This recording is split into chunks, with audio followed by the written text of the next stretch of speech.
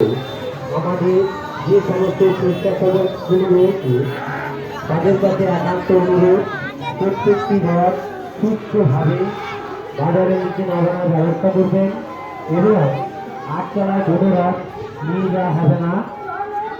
প্রত্যেকটি ঘরে যেন এক নাম্বার করে সেই দিকে স্বেচ্ছাসেবকরা লক্ষ্য রাখবেন এবং জাজেসদের কাছে একান্ত অনুরোধ, আপনারা যথা টাইমে চলে আসবেন।